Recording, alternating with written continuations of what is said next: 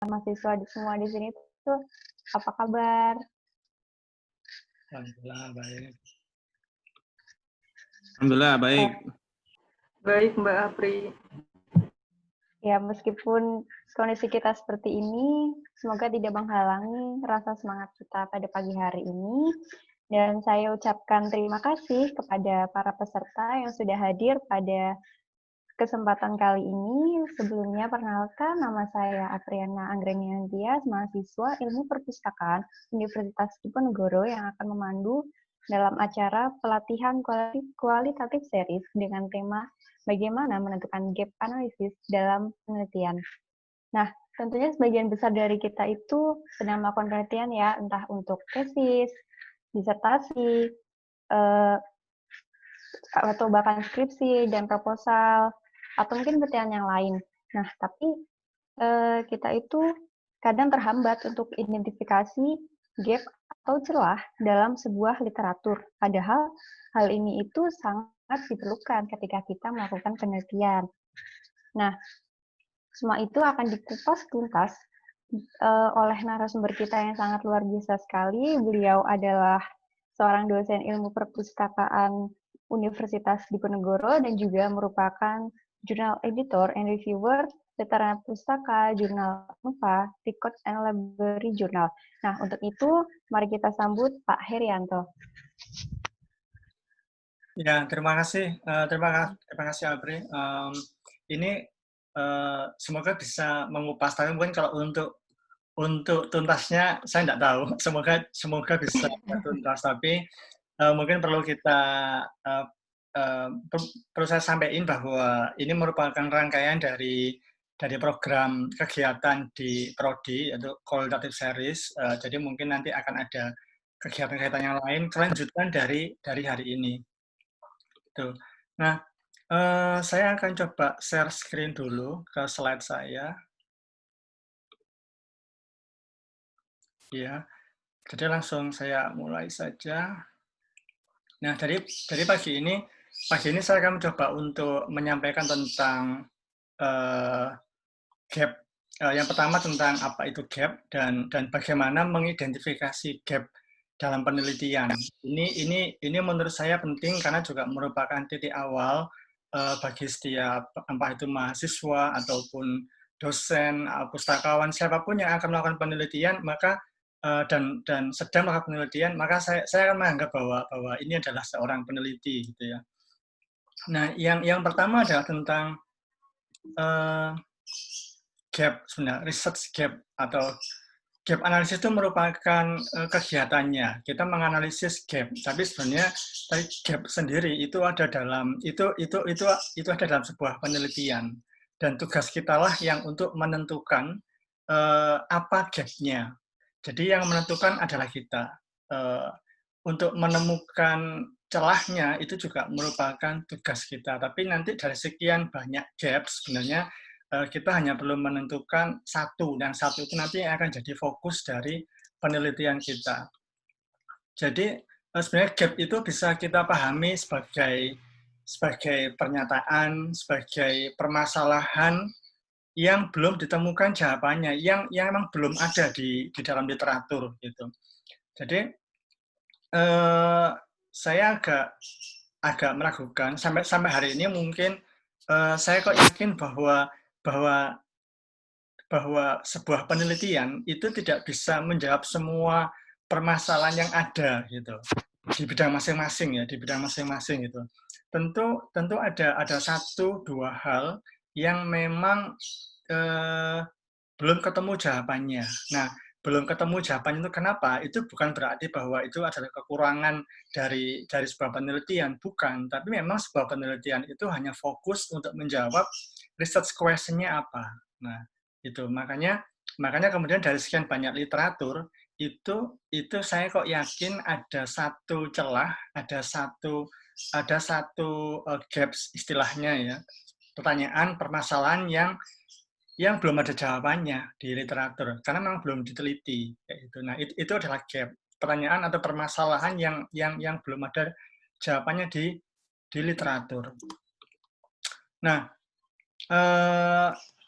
gap atau celah dalam literatur di sebuah bidang kajian. Nah, ini memang saya mengkhususkan dalam satu bidang kajian tertentu. Memang makanya saat kita melihat untuk mencari sebuah gap, itu kita belum menentukan bidang kajian kita itu bidang kajian apa, topiknya itu apa, fokus scope-nya itu apa. Nah, di situ nanti kita bisa fokus untuk mencari research gap itu. Nah, mengapa kita perlu untuk bisa menemukan gap gitu? Mengapa kita perlu menganalisis gap? Atau mengapa repot sih kita mengidentifikasi gitu? Kalau saya mau meneliti saja gitu. Sayangnya Bapak Ibu dan teman-teman mahasiswa semuanya bahwa sayangnya penelitian untuk ruang lingkup akademik atau untuk academic research itu tidak bisa kita melakukan penelitian hanya karena kita melihat ada problem di lapangan. Kita melihat problem di lapangan itu bisa, oke. Tapi itu hanya sebagai titik awal saja. Yang perlu dilakukan kemudian adalah kita perlu melihat apa kata literatur, apa kata penelitian terdahulu. Siapa tahu problem itu sudah terjawab sebenarnya di penelitian orang lain sebelumnya. Nah, kalau kita masih kekeh, misalnya kita masih terus melakukan penelitian itu setelah kita melihat ada problem, maka yang dikhawatirkan adalah terjadinya duplikasi gitu, duplikasi penelitian. Kalau orang Jawa bilang kan, mengapa kita harus reinventing the wheels kalau misalnya memang sudah pernah dilakukan sebelumnya gitu. Nah, gap ini perlu dilakukan, perlu diidentifikasi. Yang paling utama tujuannya adalah untuk to form research question atau untuk memberikan inspirasi ke kita, untuk membantu kita untuk merumuskan masalah. Membantu kita untuk merumuskan masalah atau research question. Jadi masalah itu tidak hanya bisa kita munculkan hanya dari kita melihat apa yang tampak. Tidak cukup hanya dari observasi. Observasi itu penting untuk mengidentifikasi awal sebuah masalah. Iya, penting memang. Tapi kemudian seperti yang saya bilang tadi, kemudian apa kata literatur? Literatur bilang begini, ternyata sudah ada jawabannya. Tapi ternyata ada satu yang belum ada jawabannya. Maka jawaban ini kemudian yang membuat kita, menginspirasi kita untuk bisa merumuskan masalah itu. Maka dari sini juga kelihatan bahwa sebenarnya yang namanya rumusan masalah itu tidak bisa muncul tiba-tiba gitu. Rumusan masalah itu muncul karena kita sebelumnya sudah banyak membaca. Kita membaca hasil penelitian terdahulu, kita membaca mungkin ada konsep, ada teori yang dituliskan di artikel jurnal, di proceeding dan lain sebagainya. Nah, inilah munculnya inilah bagaimana seharusnya idealnya munculnya rumusan masalah itu atau research questions. Nah, dari sini juga akhirnya kita bisa melihat bahwa yang namanya riset, namanya penelitian, itu merupakan upaya kita. Upaya kita dalam melakukan sebuah investigasi, istilahnya investigasi. Kita mencari tahu, upaya kita untuk mencari tahu tentang sesuatu yang menurut kita, oh ini harusnya ada jawabannya ini. Oh ini seharusnya ada solusinya gitu. Bagaimana kemudian mencari solusinya, bagaimana mencari jawabannya, kita melakukan yang namanya research atau yang namanya penelitian. Maka setelah gap-nya ketemu, setelah gap itu kita paham gap itu apa, itu atau rumusan masalah atau celah yang dalam literatur yang belum ada jawabannya, maka kemudian ini menginspirasi sebuah rumusan masalah, maka filling the gap. Maka mengisi gap inilah yang menjadi salah satu tujuan dari penelitian yang akan kita lakukan gitu. Jadi dari banyak literatur itu ada satu missing pieces yang mungkin belum terisi, yang mungkin masih kosong gitu. Kita anggap itu adalah body of knowledge ya, body of knowledge. Nah, ternyata ada satu hal yang menurut kita, ini memang kita yang menentukan bahwa kita ingin berkontribusi dalam body of knowledge itu tadi, yaitu dengan mengisi satu pieces, satu pieces, satu item, satu temuan untuk bisa melengkapi dari body of knowledge tadi. Ini saya mencoba mencari ilustrasi seperti ini. Nah, maka filling the gap ini yang seharusnya nanti kontribusi dari penelitian kita. Mengisi gap inilah yang menjadi tujuan dari penelitian yang akan kita lakukan. Nah, sekarang adalah caranya gitu. Bagaimana cara menentukan gap? Cara menentukan gap itu tidak ada cara lain memang, tidak ada teknik lain kecuali hanya satu. Ini sering mungkin kita sudah sering melihat istilah tinjauan pustaka atau tinjauan literatur atau literatur review istilahnya. Nah, caranya hanya dengan melakukan tinjauan pustaka atau literatur review. Apa literatur review itu? Ya kita mengumpulkan, kita mencari, kita membaca hasil-hasil penelitian terdahulu. Apa yang sudah mereka temukan di sana, apa yang sudah mereka lakukan dan temukan di sana. Maka saat kita melakukan literatur review, output luaran dari kegiatan tinjauan pustaka itu salah satunya dan yang paling utama adalah celah tadi itu. Literatur review ini makanya memang ada banyak diskusi di banyak peneliti bahwa yaitu kapan saat melakukan literatur review-nya gitu. Literatur review ini kalau di dalam laporan penelitian, di dalam artikel misalnya, itu biasanya muncul setelah pendahuluan atau latar belakang.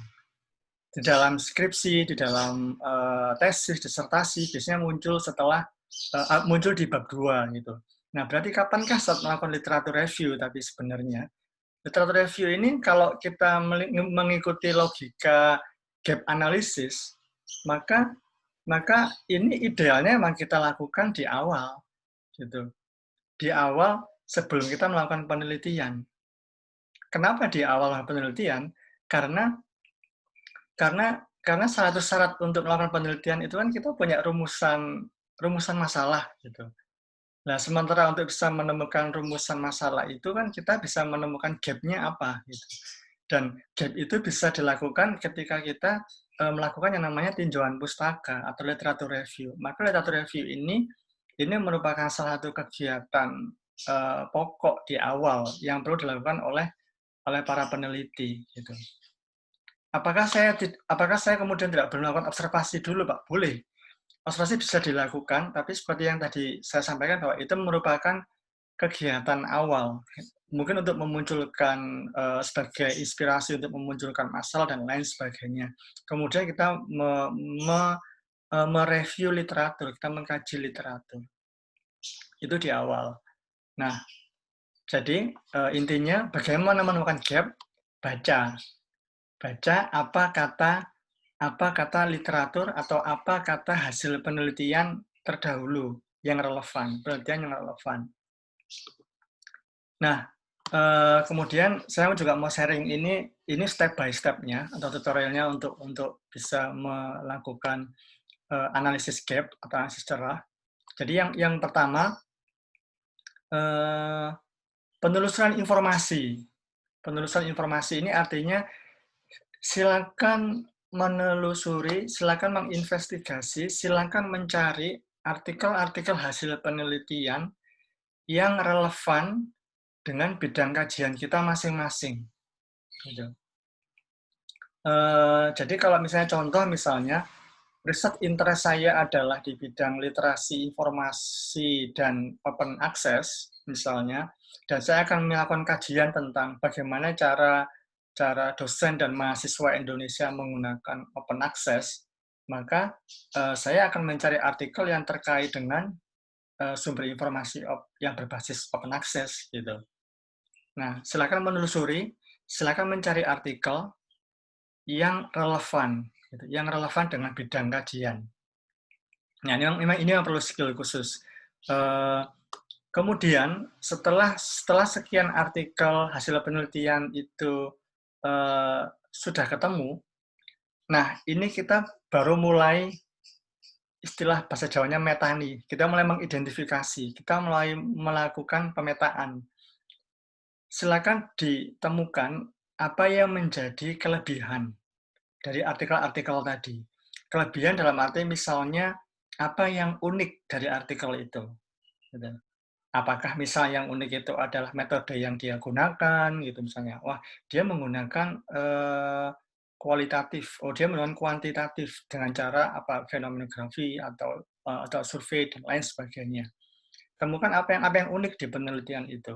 Kemudian sebaliknya juga silakan ditemukan apa yang masih kurang atau keterbatasan dari artikel itu, dari penelitian itu apa gitu. Tadi di awal saya menyampaikan bahwa tidak ada sebuah penelitian yang bisa menjawab semua hal. Tidak ada penelitian yang bisa menjawab banyak hal. Kenapa? Karena penelitian itu sangat fokus ke satu hal, yaitu riset question-nya dia. Nah, maka kemudian temukan dan juga tentukan apa sih yang masih kurang dari penelitian itu. Gitu. Ini bisa menjadi mudah ketika artikel yang kita temukan itu sesuai dengan bidang kajian kita. Untuk mengidentifikasi apa yang kurang, itu bisa kita lakukan. Itu akan menjadi sulit ketika artikel yang kita temukan itu di luar skop kajian keilmuan kita. Kemudian contoh beberapa hal yang coba kita temukan itu adalah misalnya metode yang digunakan, apakah dia menggunakan fenomenografi, apakah dia menggunakan case study, apakah dia menggunakan grounded theory, atau dia kualitatif secara umum misalnya. Nah, silakan itu dicatat, silakan di highlight misalnya apa metode yang mereka gunakan. Nah, yang juga menarik adalah siapa sih informannya mereka itu, gitu. Siapa di sini bukan berarti namanya siapa, berarti namanya apakah Heri, apakah Herda dan lain sebagainya, bukan. Maksudnya siapa informannya itu adalah apakah dia itu pustakawan, apakah dia itu kepala perpustakaan, apakah dia itu kepala bagian sesuatu, apakah dia itu seorang dokter, seorang tenaga kesehatan dan lain sebagainya. Tentukan, silakan didaftar siapa informannya itu. Mengapa itu penting? Karena hasil penelitian itu tidak akan jauh dari sebenarnya siapa yang mereka teliti. Gitu. Tapi secara tidak langsung juga ini akan mencerminkan atau menimbulkan keterbatasan dari penelitian itu. Oh, penelitian ini dia meneliti informannya adalah katakanlah dosen gitu misalnya. Dia belum meneliti tentang hal yang sama, tapi informannya adalah praktisi atau apa pustakawan atau misalnya praktisi yang lain, engineer dan lain sebagainya. Nah, itu fungsinya. Dan kemudian tentukan juga apa yang menjadi temuan dari penelitian tersebut, gitu. Temuannya apa dia? Nah, kemudian susun semua ini saran ya, susun kemudian disusun di daftar misalnya mungkin ada kolom metode, ada kolom siapa informan, atau ada kolom kemudian teknik analisis yang digunakan dan lain sebagainya. Lakukan pemetaan dan temukan apa yang belum ada di dalam penelitian tadi, gitu. Apa yang belum ada, gitu. Saya sengaja menggunakan kata tentukan, bukan temuan, karena melakukan literatur review itu memang gampang-gampang mudah ya gampang-gampang sulit. Artinya artikel itu kan sudah dipublish. Kalau disuruh mencari begitu artikel itu dipublish, berarti kan dia sudah melalui proses review dan segala macam. Maka akan sangat sulit mungkin ada yang komen akan sangat sulit untuk bisa menemukan kekurangannya. Lalu dia sudah dipublish, berarti kan dia sudah melewati berbagai macam tahapan. Sangat sulit untuk melakukan untuk bisa menemukan kekurangannya. Nah, tidak apa-apa. Di sini kita hanya menentukan, itu tentukan apa yang belum ada di dalam literatur tadi, gitu. Seperti yang saya bilang bahwa tidak semua penelitian bisa menemukan semua hal, gitu. Tapi jelek-jeleknya misalnya ternyata semuanya sudah kok semua teman-temannya itu udah menjawab apa yang pengen saya teliti gitu. Nah, maka tahapan berikutnya tentunya gini, oke, penelitian itu mungkin sudah menjawab sesuai dengan rumusan masalah saya, tapi itu dilakukan di mana? Ya, gitu. Informannya siapa? Apakah karakteristik informan mereka itu akan sama dengan karakteristik penelitian di tempat yang akan saya jadikan penelitian? Gitu. Ini saya kok yakin 99% pasti akan berbeda gitu.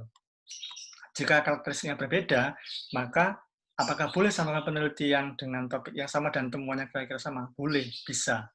Karena memang karakteristik dari informannya itu berbeda.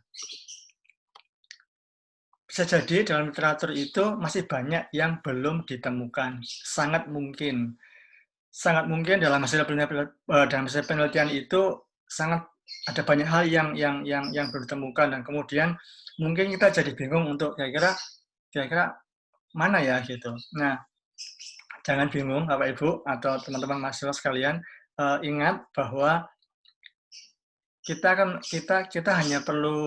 hanya akan melakukan sebuah investigasi atau penelitian. Kita tidak ingin menjawab semua permasalahan yang ada di dunia gitu ya, terlalu berat gitu. Dan waktu kita hanya sedikit, juga waktu, alokasi dana dan lain sebagainya.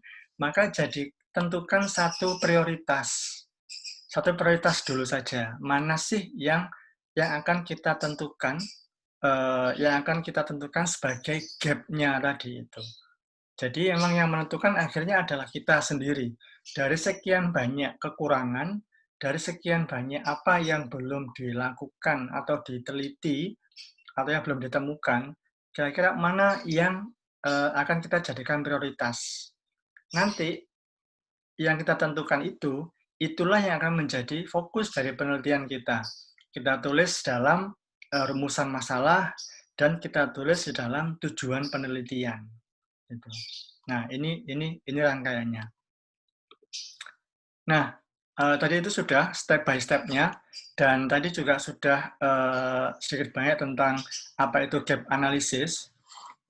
Sekarang katakanlah gap analysis sudah ketemu, sudah melakukan penelitian, kemudian di dalam penulisan, di mana sih letak dari hasil pemetaan celah ini gitu.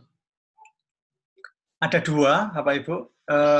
Yang pertama dan yang wajib ada itu adalah di latar belakang atau di pendahuluan gitu.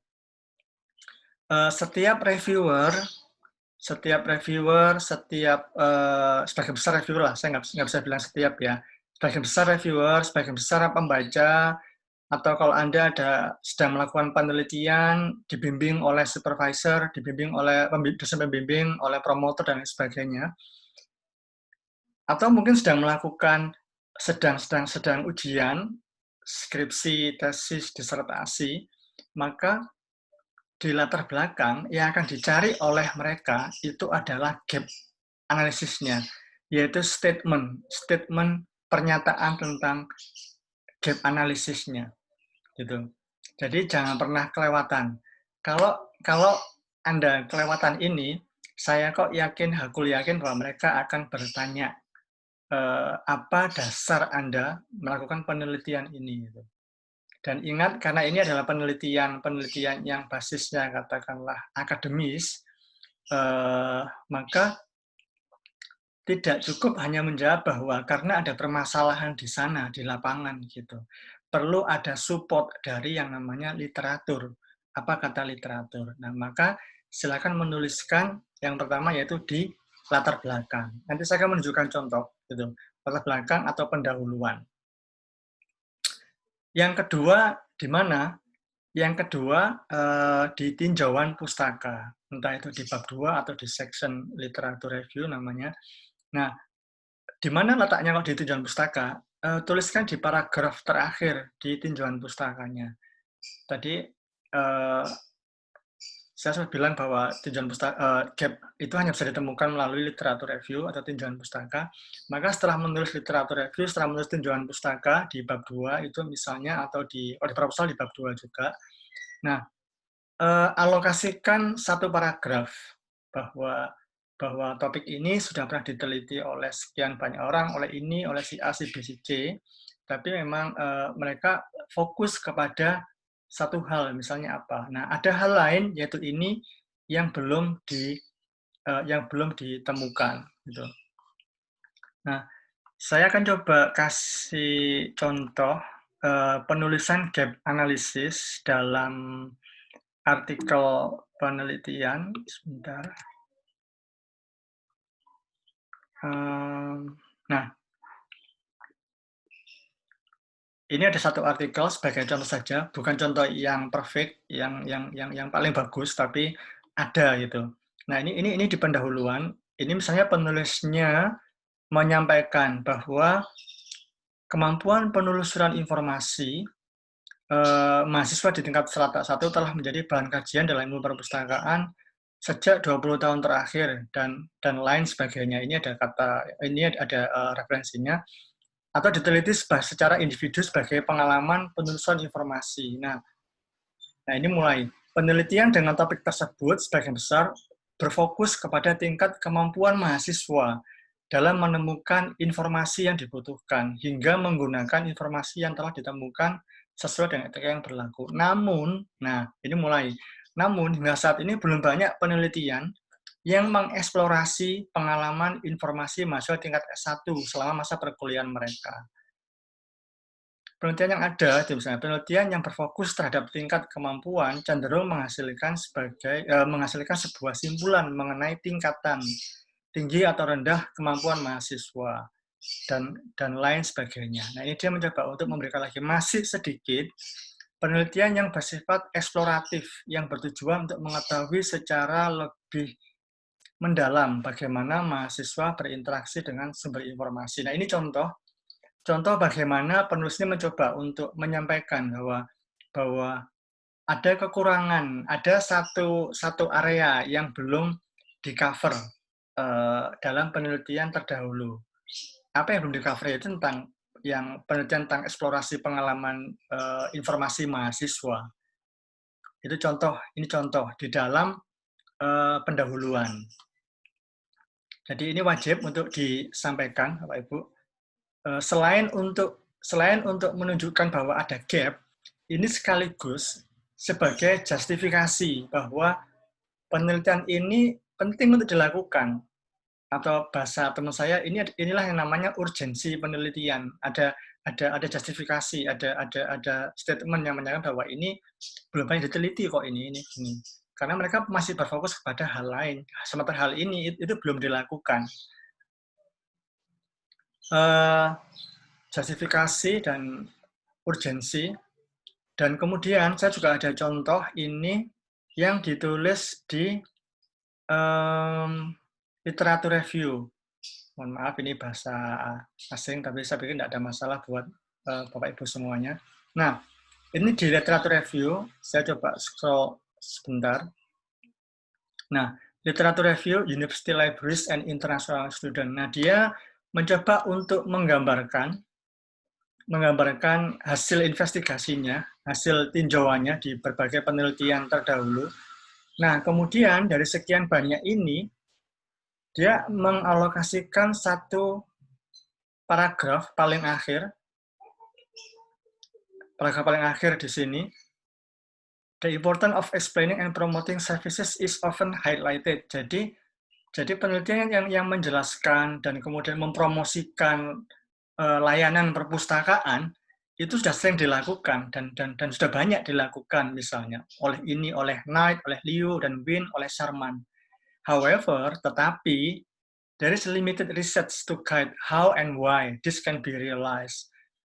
Tetapi ternyata hanya dalam jumlah yang kecil, dalam jumlah terbatas penelitian itu atau riset itu yang menunjukkan bagaimana dan mengapa kita perlu untuk misalnya mempromosikan atau perlu menjelaskan tentang layanan di perpustakaan itu. Atau yang that considers international student library experience or information literacy learning. Nah, ini statement. Ini adalah pernyataan dari penulis. Ada kekurangan di dalam body of knowledge topik ini. Masih ada sesuatu yang belum ditemukan, yang belum banyak dikaji sebenarnya. Buktinya apa? Ya literatur review ini, gitu. Nah, kemudian literatur review ini kan kita sudah menulis, kita sudah membaca, kita sudah menuliskan, kita sudah menyimpulkan di sini, maka kata-kata yang di sini ini bisa menjadi modal buat kita untuk menulis di latar belakang. Sehingga kita bisa punya data yang cukup kuat untuk mengatakan, seperti contoh artikel yang pertama tadi, memang bahwa selama ini belum banyak yang mengeksplorasi, selama ini belum banyak penelitian atau riset atau tulisan yang mengeksplorasi tentang hal ini. Gitu.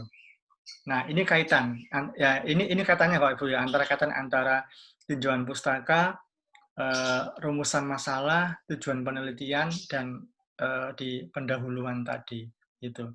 Dan sebenarnya ini sangat powerful memang yang namanya tujuan pustaka dan penentuan gap ini, karena dari penentuan gap ini pula kita bisa juga jadi tahu bahwa ketika ada penelitian tentang misalnya pendidikan literasi informasi, contoh saja ini, bahwa mereka ternyata selama ini banyak dilakukan dengan metode X gitu.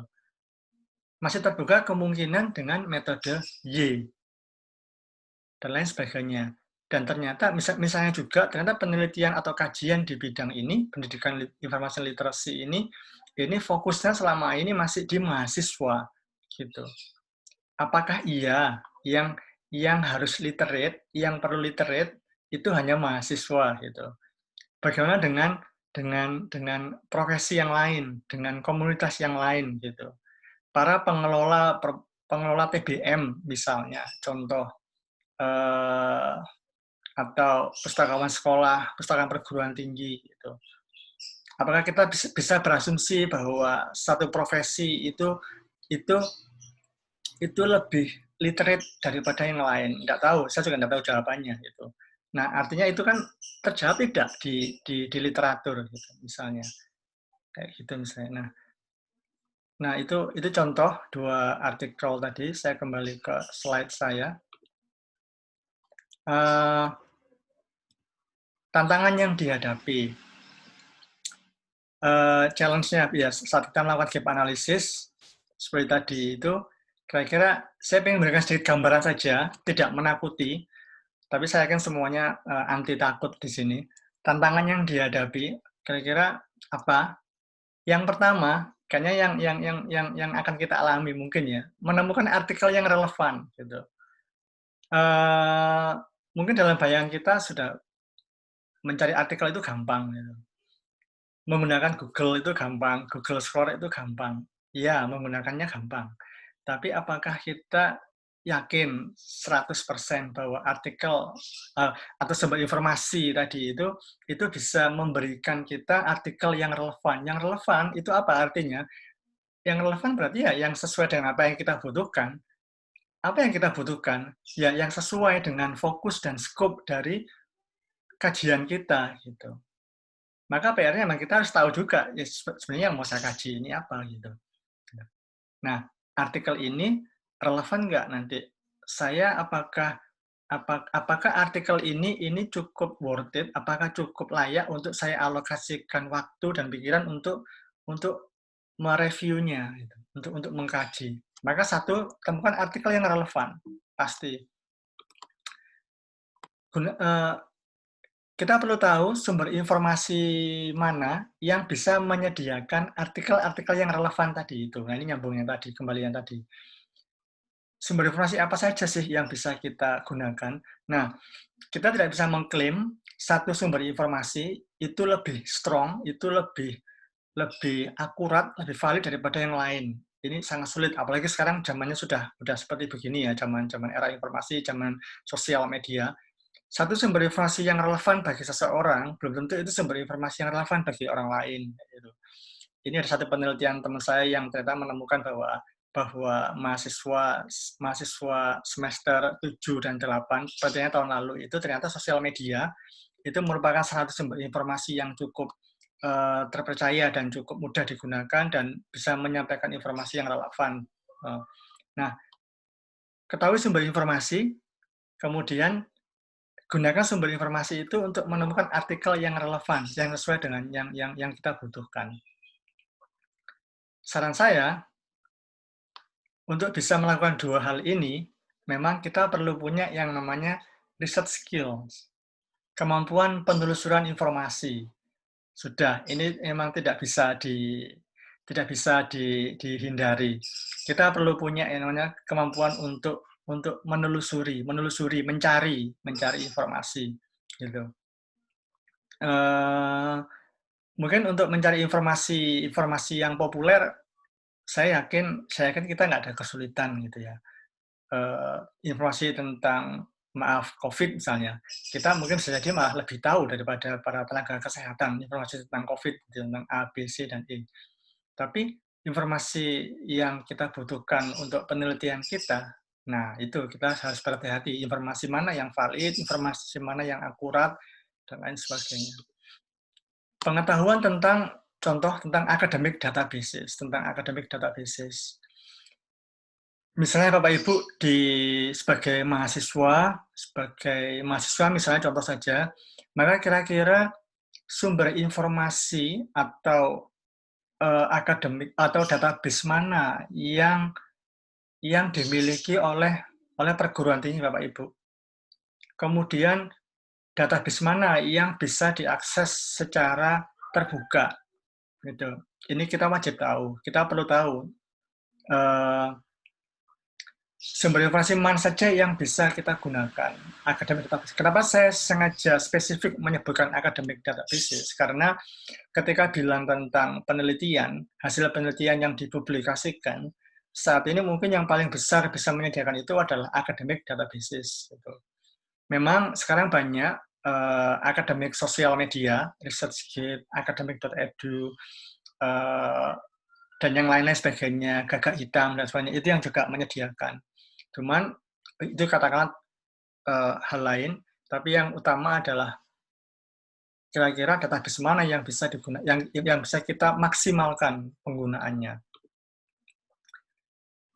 Yang ketiga, kalau masih tidak yakin, masih punya keraguan tentang database akademik yang bisa kita gunakan, artikel yang bisa kita temukan itu apakah relevan atau enggak, atau misalnya kita udah mencari artikel tapi kok susah banget ketemunya yang sesuai dengan relevan, maka ingat Bapak Ibu punya pustakawan di perpustakaan masing-masing, mungkin silakan dimanfaatkan, mohon maaf kata-kata dimanfaatkan, silakan menghubungi pustakawan untuk, Pak, kira-kira bisa nggak membantu saya untuk mencari informasi. Kenapa pustakawan? Karena memang mereka yang punya skill untuk melakukan penelusuran informasi. Profesi ini yang juga mempunyai pengetahuan tentang academic database yang baik yang mereka langgan ataupun yang tersedia secara open di luar sana gitu. Jadi jangan sungkan, jangan ragu bahwa mereka memang ada di sana untuk membantu semua peneliti di institusi mereka, gitu. Itu sedikit dari saya sebagai pengantar di sesi pertama qualitative series ini. Tentunya masih ada hal yang mungkin belum saya cover di waktu yang hanya sepersekian menit ini, tapi itu saya pikir sebagai satu langkah awal untuk memahami. Yang paling penting adalah apa itu gap dan bagaimana cara menentukan gap dan langkah-langkah penentuan gap itu. Begitu dari saya kembalikan ke Mbak Apriana. Terima kasih.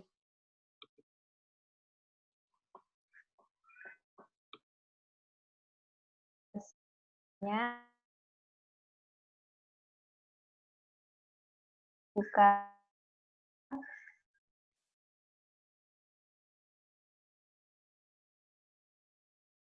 menggunakan fitur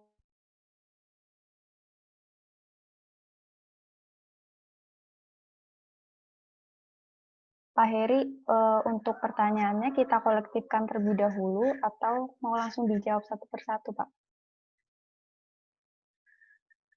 Langsung saya jawab ya, Apri. Mungkin Apri yang bisa menentukan, mungkin kalau ada pertanyaan, mungkin bisa raise hand dulu atau bagaimana. Raise hand dulu, nanti langsung saya jawab satu persatu aja. Maklum, pelupa saya soalnya kalau terlalu banyak. Iya, Ya. Pak. Baik, bagi yang ingin bertanya, saya akan menggunakan fitur raise hand-nya. Nanti akan saya persilahkan, lalu setelah itu bisa mengaktifkan mikrofonnya untuk bertanya. Dibuka termin pertama untuk 3 penanya.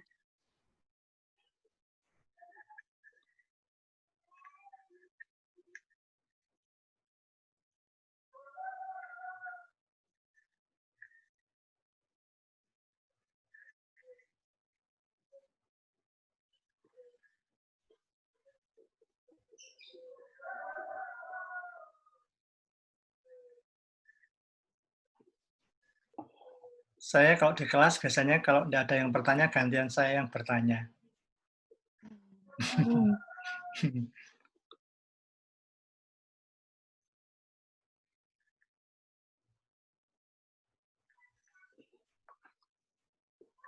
Mungkin Apri ada yang tanya ke saya juga.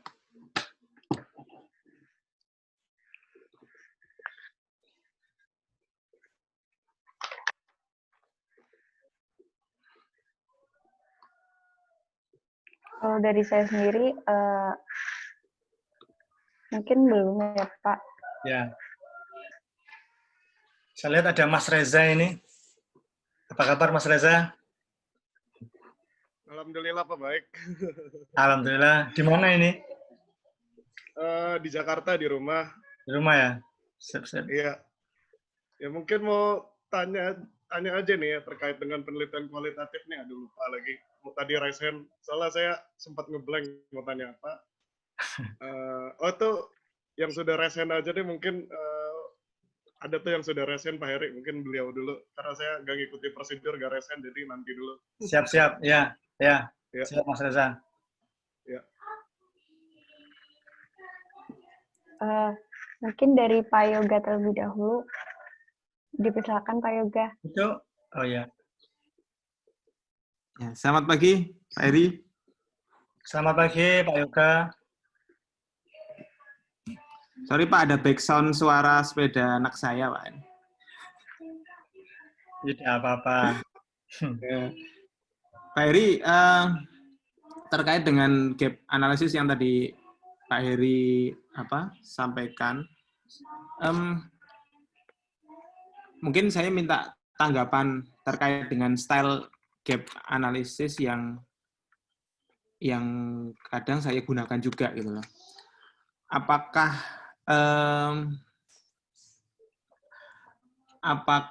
lazim atau bisa ya style gap analysis itu saya biasanya mencoba untuk membandingkan antara hasil observasi gitu ya, hasil observasi atau realitas yang ada di tempat, realitas yang ada di lokasi atau tempat yang menjadi kajian saya dengan membenturkan dengan literatur, atau ya literatur bisa berupa penelitian terdahulu atau bisa berupa teori yang sudah misalnya sudah cukup populer gitu ya. Itu saya benturkan untuk dijadikan gap analisis, atau ada kesenjangan antara teori ya dengan permasalahan di lapangan. Nah, apakah style yang seperti itu juga bisa digunakan? Mungkin Ya. Mohon tanggapannya Pak Eri. Mantap ini pertanyaannya. Biasanya pertanyaan seorang peneliti kawak ini. Jadi jawabnya harus hati-hati.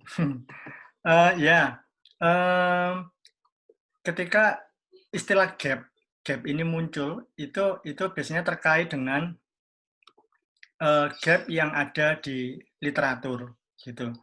Jadi pada dasarnya saat kita mencoba untuk melakukan identifikasi sebuah celah, maka celah itu adalah celah yang ada di literatur. Namun ketika kita mencoba untuk merelasikan, mencoba untuk menghadapkan dengan apa yang ada di lapangan, dengan sementara yang kata literatur seperti ini, apakah itu juga merupakan gap? Nah, itu hal seperti itu biasanya dilakukan, nanti saya dikoreksi kalau saya keliru ya, dilakukan untuk penelitian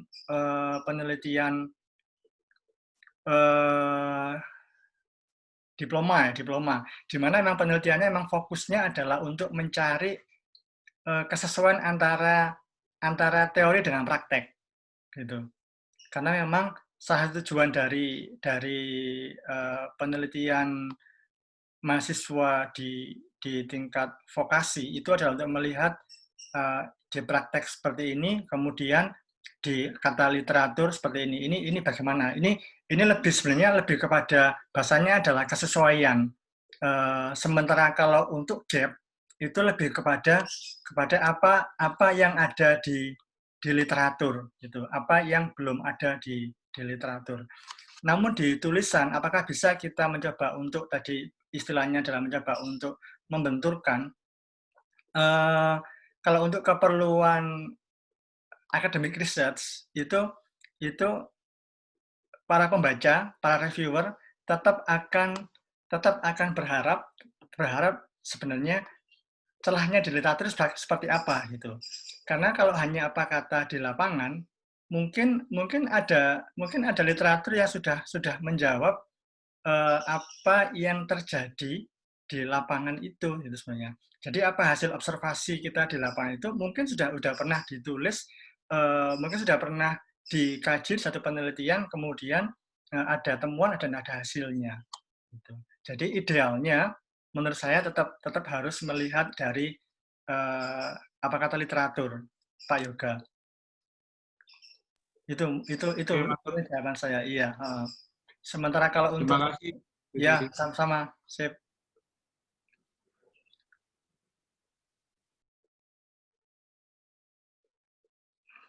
Kayaknya Ibu Mustikawati tadi ada pertanyaan, Apri.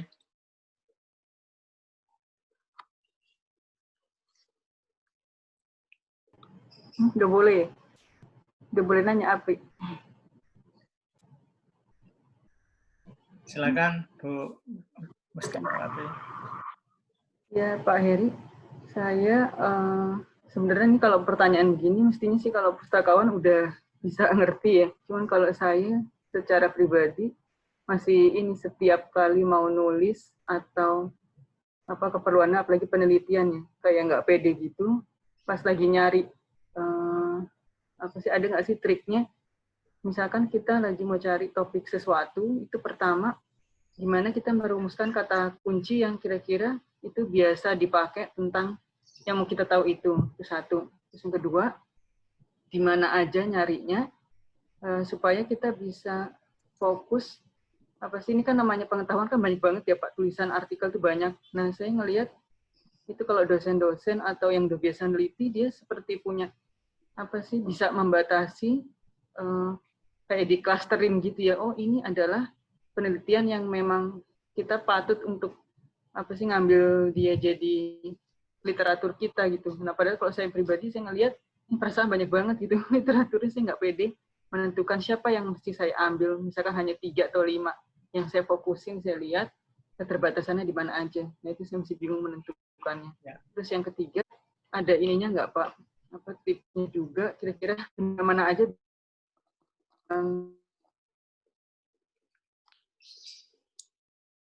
ya. Ya kan ini juga banyak mungkin ada tips dari Pak Heri. Oh ini cari Pak Heri.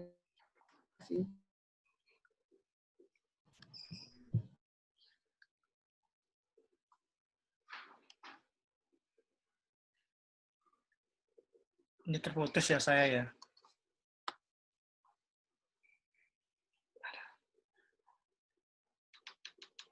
Halo. Apa? Oh ya, tadi sempat terputus saya kayaknya.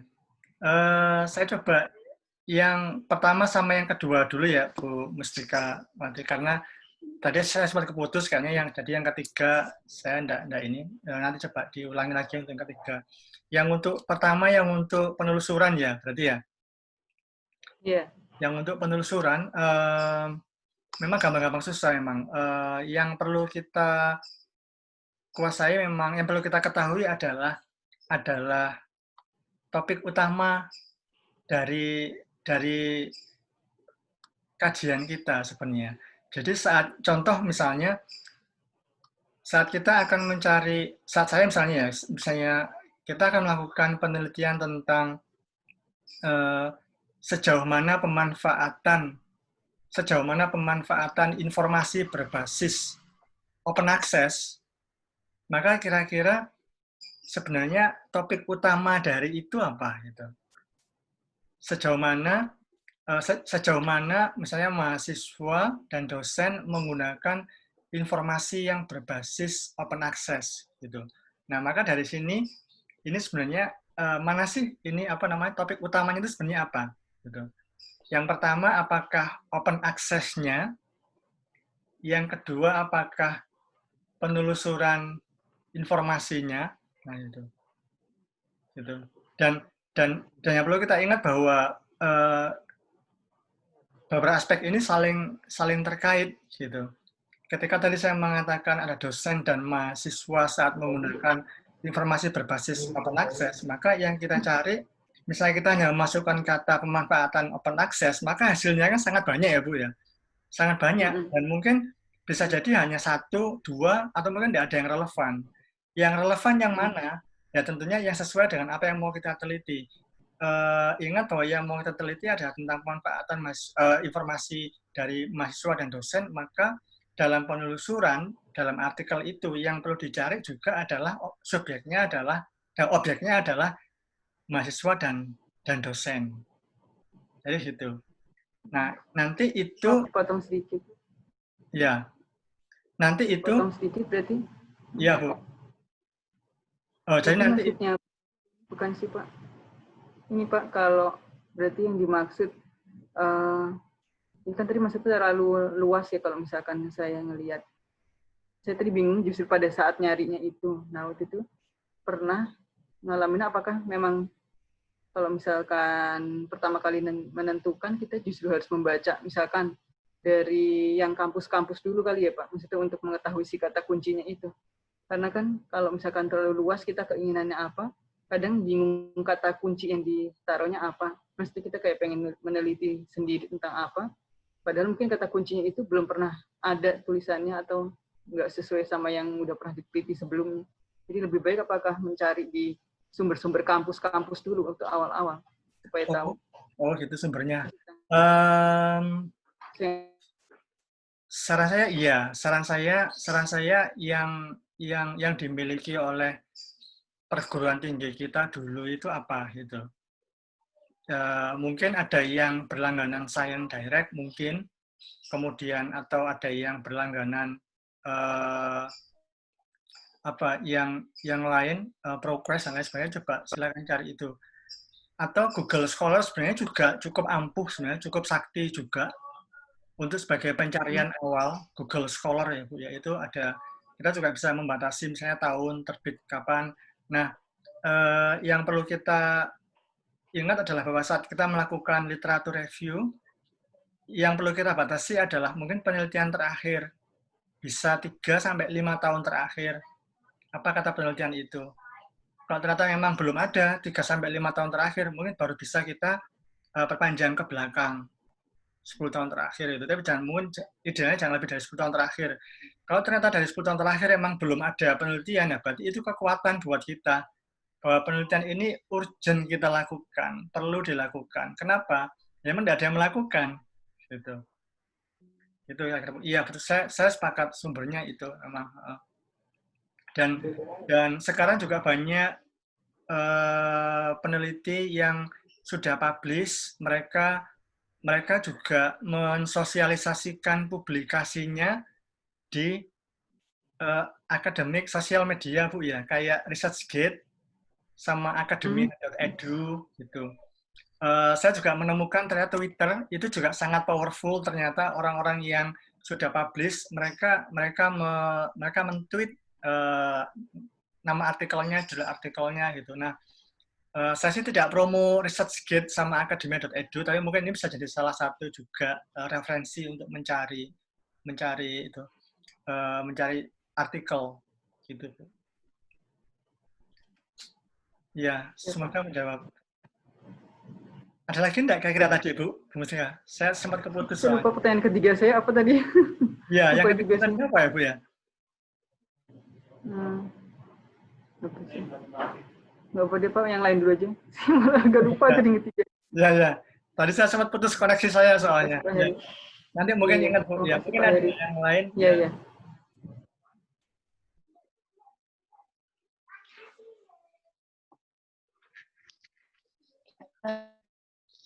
Baik, terima kasih Bu Mustika dan Pak Heri.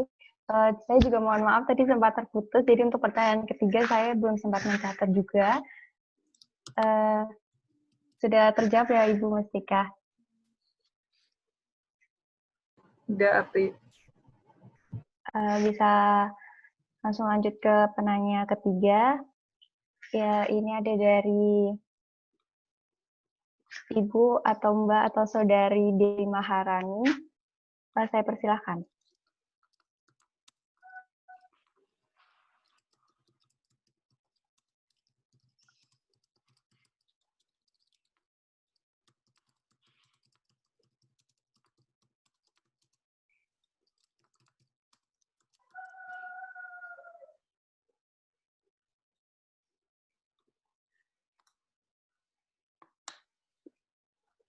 Ada satu lagi ya, Apri?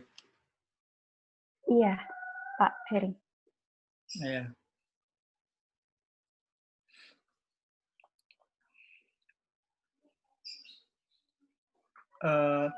Belum ada. Jadi memang penentuan gap ini saya malah bisa bilang sangat vital ya. Artinya cukup penting. Artinya kita yang wajib untuk memodali entah laporan penelitian kita, tulisan penelitian, hasil penelitian kita, apalagi proposal penelitian gitu.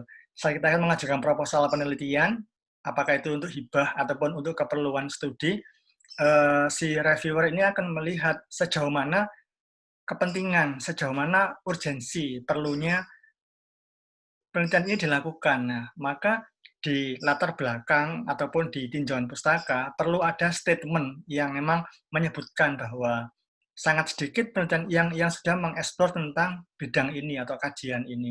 Di literatur review, setelah kita menuliskan tentang berbagai macam temuan penelitian di kajian yang sama dengan penelitian yang akan kita lakukan, tolong alokasikan satu paragraf, nggak perlu terlalu banyak, mungkin 4 baris, 3-4 baris, sampaikan kepada reviewer atau asesor apapun itu, bahwa selama ini penelitian yang sudah ada itu hanya mengkaji dari aspek A gitu. Aspek B, aspek C itu belum tercover. Gitu. Nah, maka disinilah penelitian ini mencoba untuk mengisi kekosongan itu atau mencoba untuk filling the gap. Kira-kira seperti itu. Nah, ini kalau ini ada di latar belakang, apalagi sudah sangat kuat, reviewer sudah nggak punya kata-kata lagi. Sevalid apa, sepenting apa penelitian ini? Karena itu udah ada statement-nya. Apalagi statement itu di-backup oleh referensi atau kutipan penelitian terdahulu. Akan sangat kuat lagi apabila penelitiannya tadi itu antara 3-5 tahun ke belakang. Jadi itu ya kayaknya moral of the webinar hari ini. Kira-kira itu pesan yang ingin kami sampaikan bahwa ini penting untuk dilakukan, penting untuk dituliskan atau disampaikan baik di proposal ataupun di laporan penelitian atau naskah tulisan penelitian. Kenapa? Bahkan juga dalam tahapan penelitian ini juga penting karena ini yang memodali, ini merupakan yang menginspirasi munculnya rumusan masalah sebenarnya. Jadi rumusan masalah itu tidak muncul tiba-tiba. memang perlu ada dari kajian literatur terdahulu. Apa kata literatur kemudian? Apa yang sudah ditemukan? Nah, apa yang belum ditemukan? Gitu. Nah, nanti mungkin sesi berikutnya adalah kita bisa tutorial tentang melakukan literatur review. Bagaimana melakukan literatur review, bagaimana dari gap analysis, bagaimana cara menemukan kekurangan-kekurangan tadi itu. Mungkin bahasanya bukan kekurangannya, tapi limitasi atau keterbatasan dari setiap penelitian. Nanti dari keterbatasan itu kita bisa memunculkan istilahnya, memunculkan apa yang menjadi fokus atau yang menjadi celah yang bisa kita lakukan penelitian berikutnya. Kira-kira seperti itu. Oke, silakan Apri, sudah jam 10. Apa kira-kira ada masih pertanyaan yang lain? Sepertinya ada yang bertanya, Pak, dari Bapak Imam Budi melalui kolom chat. Dari FPPTI Pusat, bertanya itu, jika kita sedang mencari rumusan masalah, rumusan penelitian itu, nah di penelitian kualitatif sendiri itu banyak metode seperti etnografi, studi kasus, fenomenologi. Nah, apakah gap analisis ini bisa digunakan untuk pendekatan kualitatif maupun kuantitatif? Seperti itu, Pak, pertanyaan dari Imam Budi. Ya, kalau mau dijawab langsung, maka sebenarnya penentuan celah, penentuan gap, apa yang menjadi keterbatasan dari penelitian terdahulu, maka gap analisis ini sudah ada di atas, ada apa ya istilahnya, ada tidak lagi melihat dari metodenya, gitu. Metode itu merupakan kelanjutan dari penentuan celah tadi, gitu. Jadi memang kalau jawaban langsungnya adalah iya, maka idealnya penelitian yang dilakukan secara kuantitatif ataupun kualitatif ataupun mixed metode campuran, itu statement gap analysis itu tetap perlu dibutuhkan, tetap perlu ada gitu. Saya kembali ke literatur review tadi. Saat kita mengkaji literatur, maka kita akan mendata, kita menulis kira-kira penelitian terdahulu itu sudah dilakukan dengan cara apa saja, gitu misalnya, dengan cara kualitatif, gitu, dengan cara fenomenologi. Oh ternyata selama ini yang dilakukan hanya dengan menggunakan kuali. Penelitian seperti ini belum ada yang melakukan dengan metode lain, yaitu secara kuantitatif. Maka ini terbuka peluang, berarti terbuka peluang penelitian tentang misalnya peningkatan kompetensi masyarakat dengan melalui TBM selama ini masih cenderung dilakukan secara kualitatif, belum dilakukan dengan cara kuantitatif. Nah ini peluang, ini gapnya misalnya kayak gitu. Jadi ya bisa dilakukan dengan nanti dilakukan kuanti ataupun kuali, tetap perlu ada statement atau tahapan penentuan celah tadi atau gap analisisnya apa. Begitu mungkin buat Pak Imam ya tadi ya. Iya, Pak. Ya, semoga terjawab.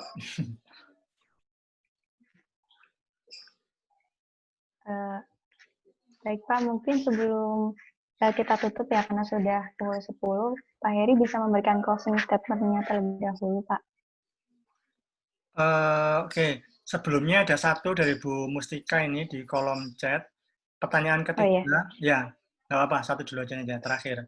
Jadi kita berangkat. Ya, bagaimana cara membatasi sekian banyak artikel yang sudah ditemukan? Oke.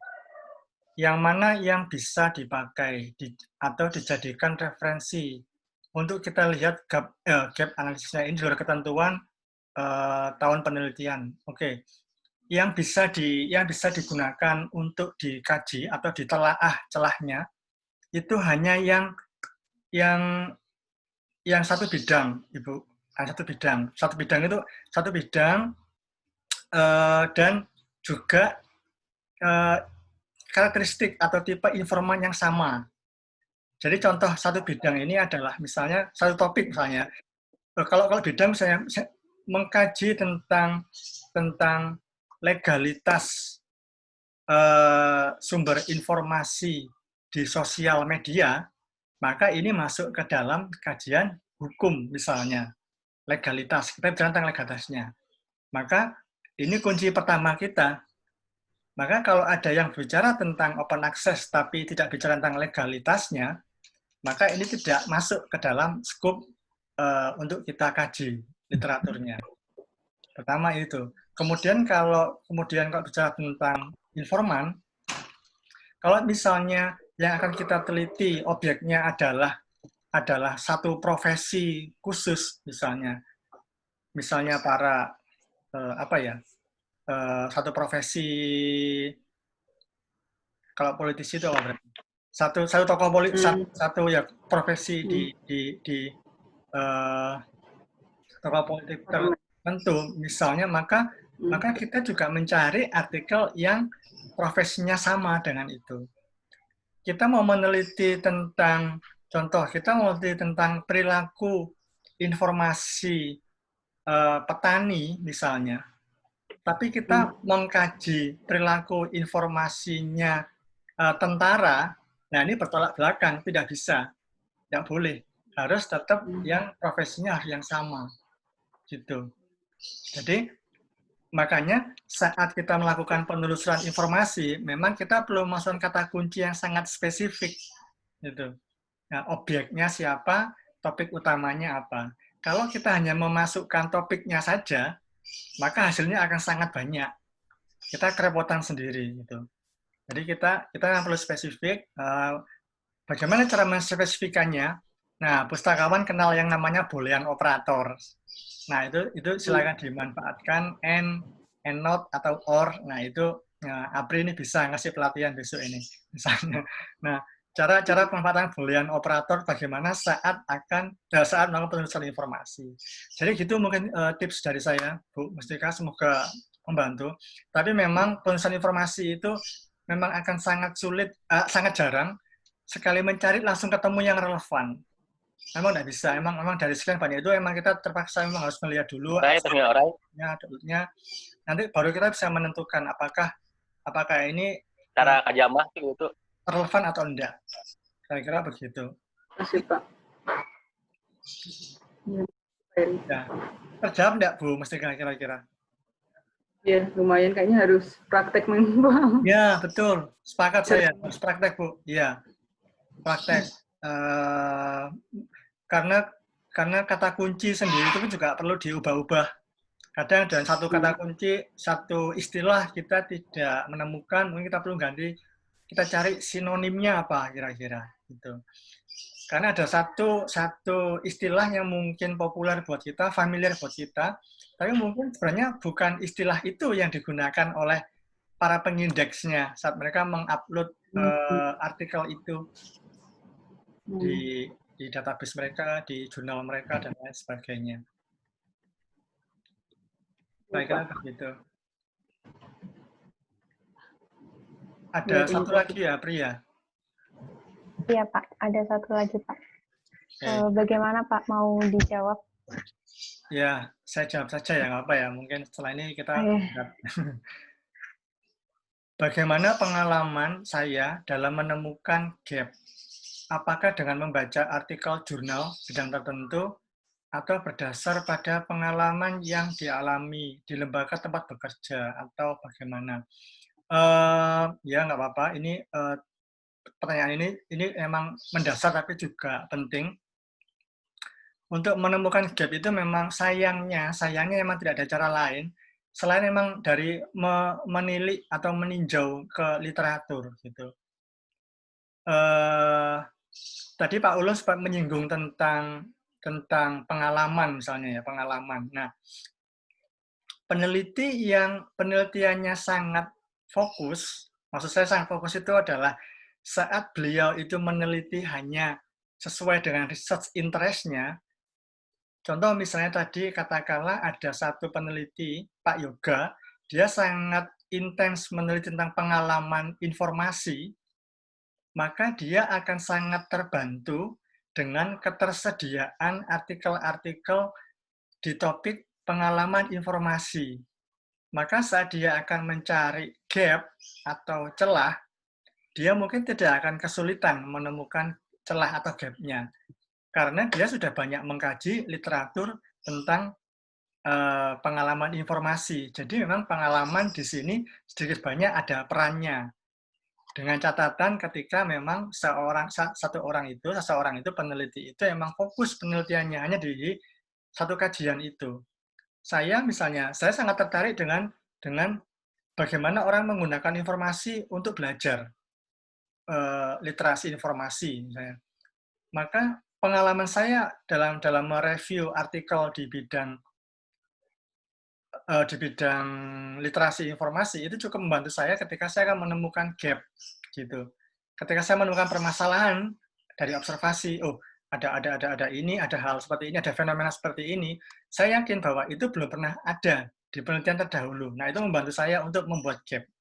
Tapi ketika kita memulai dari nol, atau kita mungkin kurang-kurang yakin dari ini sudah pernah dibahas belum ya, maka tidak ada jalan lain. Memang kita harus terjun ke dalam literatur. Kita baca, kita baca, kita lihat apa yang belum ada, apa yang sudah ada, untuk kita menentukan apa yang belum ada.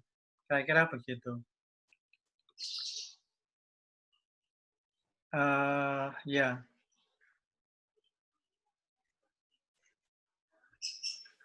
Ada satu lagi ya. Salah satu subjek yang menarik dalam LIS adalah bila ditinjau dari kajian subjek lain. Ya, sepakat. Oke. Di sini saya kadang berpikir, linearitas dalam ilmu perpustakaan kurang signifikan. Maaf, datang terakhir tapi merepotkan. Iya nih, merepotkan nih Pak Ulum nih. Nah, ini Pak, ini saya nggak berani jawab di forum ini karena topiknya berbeda. Maksudnya ini perlu diskusi di forum lain ini tentang linearitas. Tapi saya pengen bilang bahwa ya interdisipliner itu sekarang terjadi, Pak. Dan kita nggak bisa menghindar memang yang namanya linearitas, dan memang itu mungkin diperlukan. Tadi contoh saya dengan Bu Mustikawati ketika bicara tentang legalitas pemanfaatan sumber informasi yang berbasis open itu bagaimana, maka para pengkaji ilmu perpustakaan tidak bisa hanya mau pure ke dalam lingkup ilmunya saja, lingkupnya dia saja. Dia perlu melihat aspek lain, yaitu aspek hukum. Dia perlu belajar apa kata aspek yang lain hukum ini. Begitu ya. Contoh lain tentang literasi informasi misalnya. Apakah kita yakin, ini pernah diskusi di Prodi, literasi informasi itu apakah iya ini merupakan suatu keilmuan yang memang muncul dari ilmu perpustakaan gitu. Literasi informasi itu. Saya kok melihat ada banyak aspek sebenarnya dari literasi informasi itu, dan literasi informasi itu ketika kita bilang tentang literate segala macam, dia menjadi pembelajar mandiri dan segala macam, maka ada aspek education di sini. Maka ada keilmuan, itu keilmuan tentang pendidikan di sini gitu.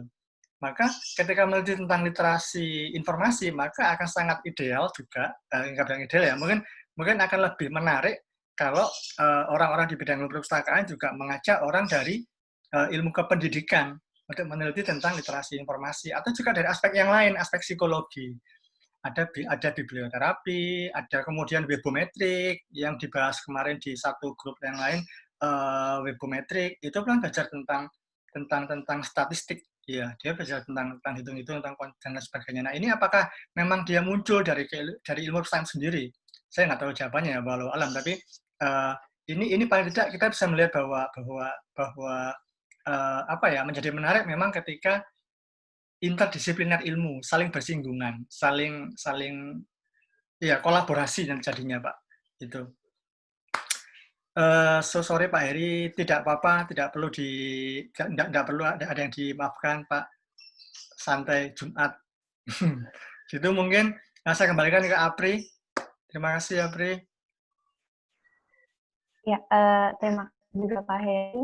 Mungkin untuk segala pertanyaan di luar forum ini bisa dijawab lebih lanjut ya Pak, di luar forum. Karena keterbatasan waktu, Mungkin dari Pak Heri bisa memberikan closing statement terlebih dahulu, Pak, sebelum saya tutup. Iya, terima kasih Apri. Yang terakhir bahwa saya ingin mengucapkan selamat melakukan penelitian, selamat melakukan investigasi, gitu ya. Penelitian tidak harus kompleks, gitu. Saya yakin Bapak Ibu di profesi masing-masing itu ada itu punya kegalauan masing-masing, baik sebagai profesi sebagai pustakawan, information officer, sebagai mahasiswa, atau profesi-profesi yang lain. Pasti ada kegalauan melihat dari apa yang ada, fenomena apa yang ada di luar, sementara mungkin apa yang kita ketahui seperti ini, gitu. Nah, enjoy saja, selamat menikmati penelitiannya. Semoga apa yang kita sharingkan hari ini ada manfaat. Memang ini kecil, katakanlah kecil, untuk menelaah gap, tapi sependek pengetahuan saya memang ini terlewatkan dari beberapa pengalaman saya sebagai reviewer, pengalaman menguji, itu ada beberapa kali yang memang ini terlewatkan. Dan bahwa setiap penelitian itu bukan hanya untuk menggugurkan kewajiban katakanlah, tapi sebenarnya dengan melakukan penelitian itu kita belajar banyak hal, berkomunikasi, berhubungan dengan orang lain, berkolaborasi dengan orang lain, bahkan belajar untuk peningkatan kompetensi diri kita sendiri. Jadi enjoy saja, silakan dinikmati. Semoga lancar dan sukses dengan apa yang dilakukan atau dengan yang diteliti. Begitu saja dari saya, Apri. Dan sekali lagi, terima kasih buat semua peserta yang sudah meluangkan waktu dan kuota, sehingga kita bisa bersama-sama bertemu secara online di sini. Gitu, Apri. Terima kasih juga buat Apri ya, sudah jadi moderator. Iya, Pak Heri. Iya, terima kasih untuk Pak Heri. Nah, Bapak, Ibu, teman-teman semua,